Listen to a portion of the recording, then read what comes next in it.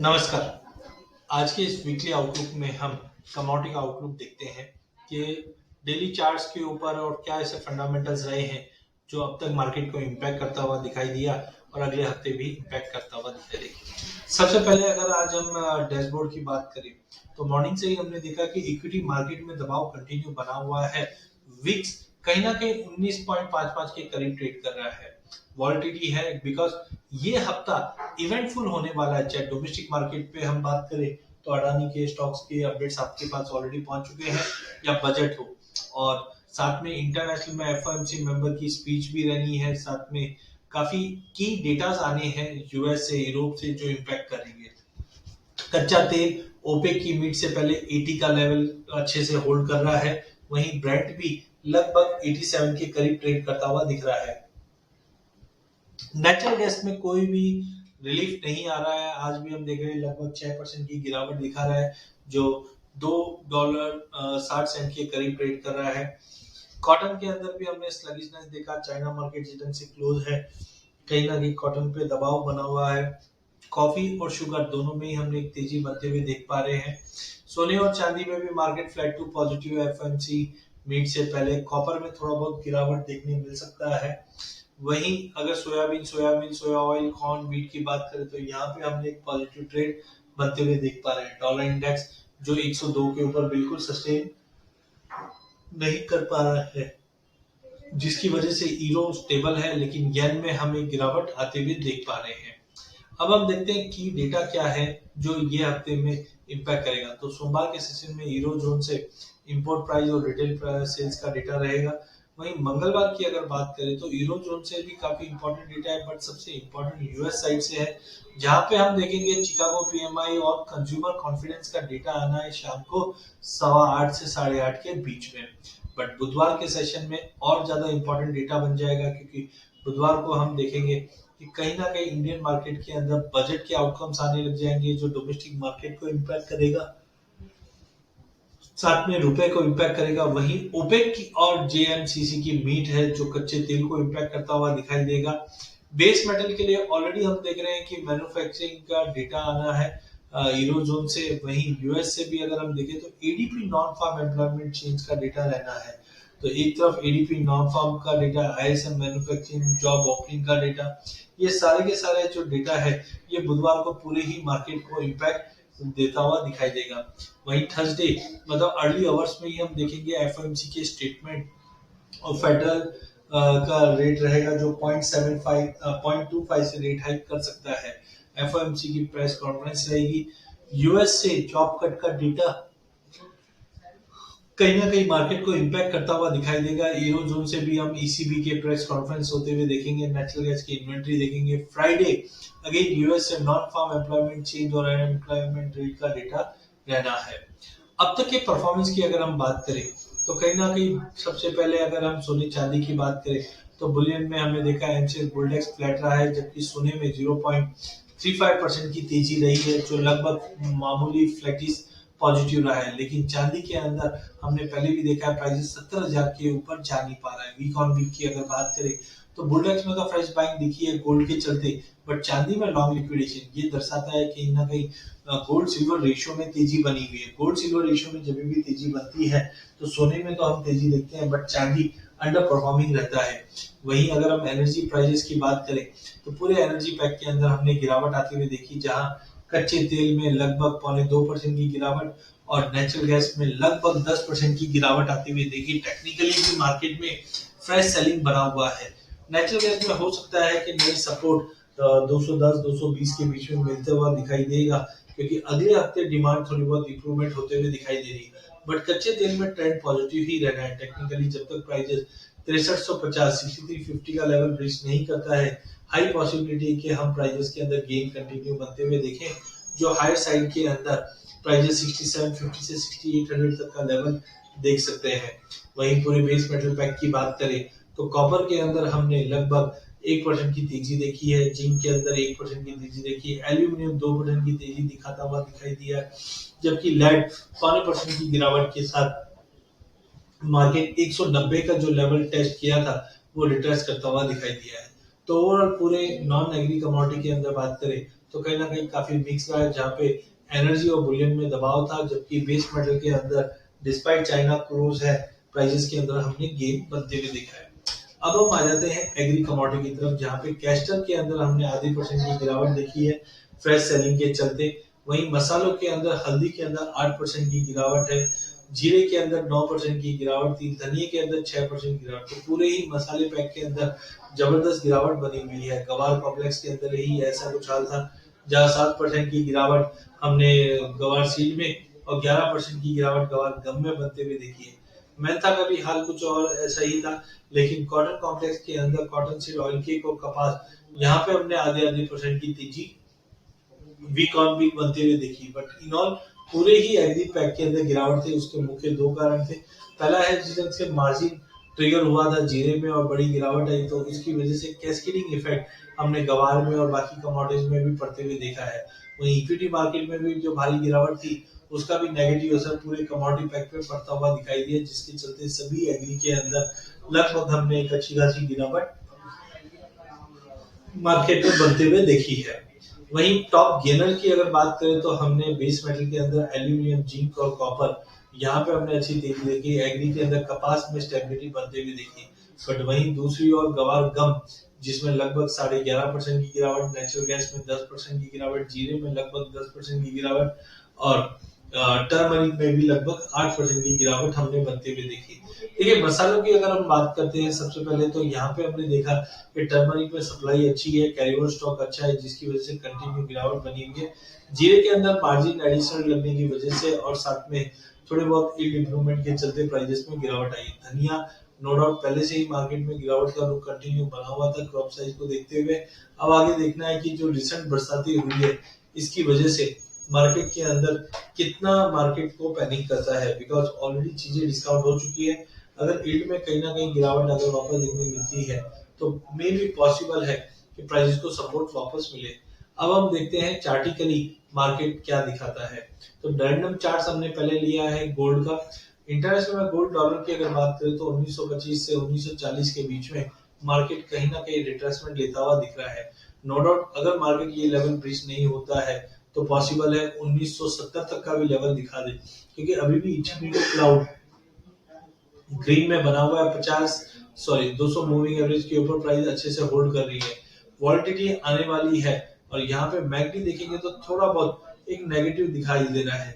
तो high possibility है कि हम 1900 तक का पहला लेवल है, जब तक 1890-95 का लेवल ब्रेच नहीं होता है, पॉसिबल मूव रहेगा जो 1970 से 1920 के बीच में डॉलर इंडेक्स में रहेगा। अगर 1900 का लेवल ब्रीच होकर होल्ड करता है तो हम एक अदर गिरावट देख सकते हैं, नहीं तो 1895 से लेकर 1770 का जो एक जोन है वो डॉलर गोल्ड के लिए उपलब्ध रहेगा। सिमिलरली चांदी में अगर हम देखते हैं तो दिसंबर मंथ में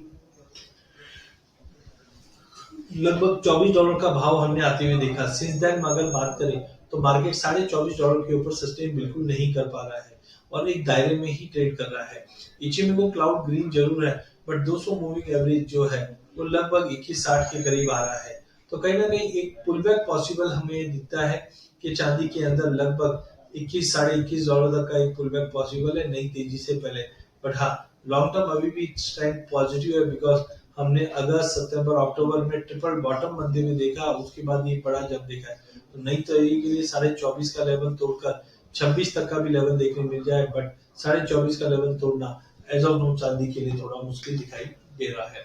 बुलडेक्स की बात करें तो यहाँ पे हम एक रजिस्ट्रेशन देख पा रहे हैं प्राइजेस में 15,800 के करीब। नई तेजी के लिए 15,800 का लेवल तोड़ के होल्ड करना काफी इंपॉर्टेंट है, जो प्राइजेस को 16,200 का लेवल भी दिखा दे। But as of now market में एक साइडवे प्राइस मोमेंटम दिख रहा है। गोल्ड की अगर बात करें तो मैकडी आप देखिए हाई लेवल पे ही है, एलिवेटेड लेवल्स पे बना हुआ है कंटिन्यू। थोड़ा बहुत पॉसिबल है जो कहीं ना कहीं 56,000 से 55,500 के बीच में मार्केट ला सकता है। तो एमसीएक्स पे जब तक प्राइजेस 57,300 के ऊपर नया कॉन्ट्रैक्ट मतलब अप्रैल वाला कॉन्ट्रैक्ट क्लोज नहीं होता है, तब तक हाई पॉसिबिलिटी एक पुल बैक आ जाए। कहीं ना कहीं जो तेजी है थोड़ी थोड़ी स्ट्रिंग होते हुए दिखाई दे रही है।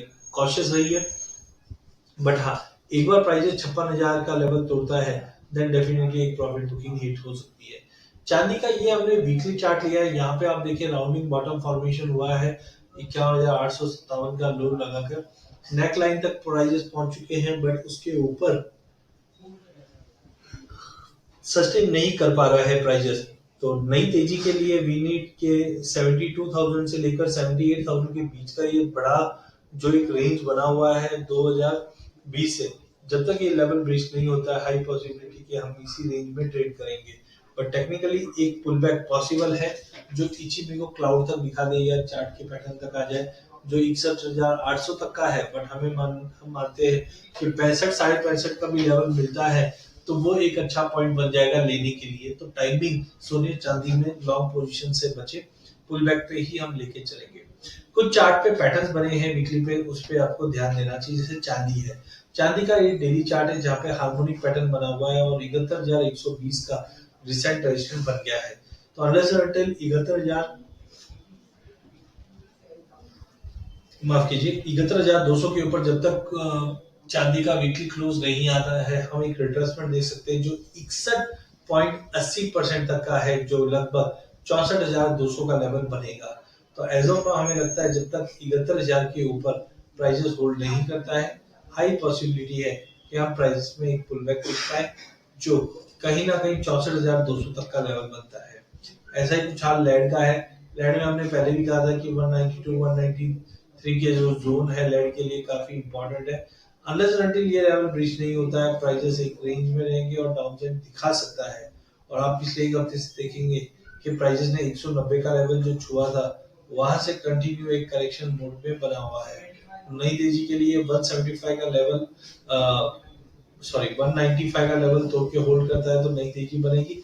अदरवाइज 180 तक का भी एक पुल बैक हम लैंड में आते हुए देख पाएंगे। स्टील में भी कुछ ऐसा ही हाल है, प्राइजेस ने 51,500 का जो हाई लगाया था वो एक हार्मोनिक फॉर्मेशन बना हुआ है। कहीं ना कहीं प्राइजेस के अंदर एक पुल बैक पॉसिबल है जो डाउन साइड के अंदर 49,500 का लेवल तोड़ के 48,300 का भी लेवल दिखा दे, क्योंकि चाइना मार्केट क्लोज है तो एक पॉसिबल पुल बैक है मार्केट के अंदर। एक बार प्राइजेस में गिरावट आ जाती है तो वहां से हम फिर से बाइंग इनिशिएट करके चल सकते हैं। गवार की बात करें तो गवार में रिसेंटली हमने देखा बाकी एग्री कमोडिटी और इक्विटी मार्केट की भारी गिरावट के चलते गवार के अंदर भी एक फॉल बैक आता हुआ दिखाई दिया है। हार्मोनिक चार्ट भी बना हुआ है तो 6600 का एक इंपॉर्टेंट हर्डल है। जब तक प्राइस 6600 का लेवल ब्रीच नहीं करता है, पॉसिबल है कि हम 5700 का एक नया बेस बने, क्योंकि आप देख सकते हैं सिंस नवंबर 5700 के नीचे प्राइजेस कभी गए नहीं है। तो अनलेस अनटिल वीकली क्लोज 5700 के नीचे नहीं आती है, वापस रिकवरी देखने मिल जाएगी। बट नई तेजी के लिए 6050 का लेवल तोड़कर होल्ड करना काफी इंपॉर्टेंट है। कॉटन सीड ऑयल के अंदर भी हम देख रहे हैं कि 5760 का एक सपोर्ट ले रहा है मार्केट में। एक पुलबैक पॉसिबल है जिस ढंग से एक कैंडल दिखा रहा है जो 2920 2940 तक का जंप आ सकता है। इस जंप पे वापस बिकवाली करके चलना चाहिए जो डाउन साइड में हम 2780 का लेवल तोड़ के 2640 तक का भी लेवल देख सकते हैं। बट टाइमिंग 2940 तक का पुल बैक पॉसिबल है, उस पुल बैक पे हम वापस बिकवाली करके चलेंगे। नाउ हम देखेंगे ऐसे कुछ चार्ट पैटर्न्स जो अगले हफ्ते के लिए वैलिड रहेंगे। तो सबसे पहले एमसी बुलडेक्स है, डेली चार्ट है, राउंडिंग बॉटम बहुत स्ट्रॉन्ग बना है, प्राइजेस में 50 और 200 मूविंग एवरेज तोड़ चुका है। नो डाउट यहाँ पे आगे कंसोलिडेशन कुछ दे रहा है तो हो सकता है प्राइजेस पहले एक बार पुल बैक दिखाए, लेकिन नई तेजी के लिए 15,750 का लेवल तोड़ के अगर होल्ड करता है तो डेफिनेटली हम 16,280 का लेवल देख पाएंगे। अदरवाइज मार्केट ये इसमें कंसोलिडेट करेगा। गोल्ड के अंदर ऑलरेडी हमने ब्रेकआउट आते हुए देख चुके हैं एंड आगे जाकर ये 60,000 का भी लेवल दिखा देगा, बट उसको 3 से 6 महीने लगेंगे। टाइमिंग मार्केट ने यहाँ से एक पुल बैक दिखाया है तो नई तेजी के लिए 57,370 के ऊपर का क्लोजिंग या एक पुल बैक है 55,500 तक का एक बार पुल बैक आना चाहिए नेकलाइन का, यहाँ से हम बाइंग करके चलेंगे जो 59,600 का भी लेवल दिखा सकता है आने वाले 2023 के अंदर। वहीं अगर लेड की बात करें तो लेड में भी हमने पहले भी गिरावट देखी है और अभी भी लग रहा है मार्केट के अंदर एक पुलबैक पॉसिबल है जो 200 मूविंग एवरेज का सपोर्ट लेगा जो लगभग 182 तक का लेवल बन सकता है। जिंक की अगर बात करें तो एक नेचुरल टाइम लाइन है जिसका ब्रेकआउट दिया था मार्केट ने 282 के ऊपर। मार्केट ने ब्रेकआउट भी दे चुका है 50 और 200 मूविंग एवरेज के ऊपर भी है। एक पुलबैक पॉसिबल है नई तेजी से पहले जो हो सकता है 282 285 के जोन तक दिखा दे। इस जोन पे हमें बाइंग करके चलना है, जो ओवरऑल 330 तक का लेवल जिंक के अंदर देखने मिल जाएगा। एल्यूमिनियम के अंदर भी हम देख रहे हैं कि असेंडिंग ट्रायंगल ब्रेकआउट हो चुका है ऑलरेडी, प्राइजेस में जंप आ गया है। बट जैसे चाइना मार्केट हॉलिडे पे है तो एक पॉसिबल है पुल बैक, जो 220 तक का लेवल, 219 तक का लेवल दिखाने के बाद 237 से 240 तक का लेवल दिखा दे, तो एल्यूमिनियम के अंदर एक पुल बैक का वेट कीजिए। कैस्टर का चार्ट काफी इंटरेस्टिंग है क्योंकि inversely cup and handle formation बना हुआ है और प्राइजेस ने 6920 6930 के सपोर्ट से उठने की कोशिश कर रही है। तो मे बी पॉसिबल है अगर प्राइजेस 7000 के ऊपर निकल जाता है तो डेफिनेटली 7200 तक का एक पुल बैक मार्केट दिखा सकता है। बट उसके विपरीत आप ध्यान रखिए 6930 का लेवल काफी इंपॉर्टेंट है। जब तक प्राइजेस वीकली बेस पे 6930 का लेवल तोड़ के होल्ड नहीं करता तब तक मार्केट तोड़ता नहीं है, तब तक मार्केट साइडवे टू पॉजिटिव हो जाएगा। लेकिन अगर ये सपोर्ट अगर मार्केट तोड़ दे तो डेफिनेटली हम एक अच्छी खासी गिरावट मार्केट में देख पाएंगे। तो अगले हफ्ते के लिए सारे कमोडिटीज पे ध्यान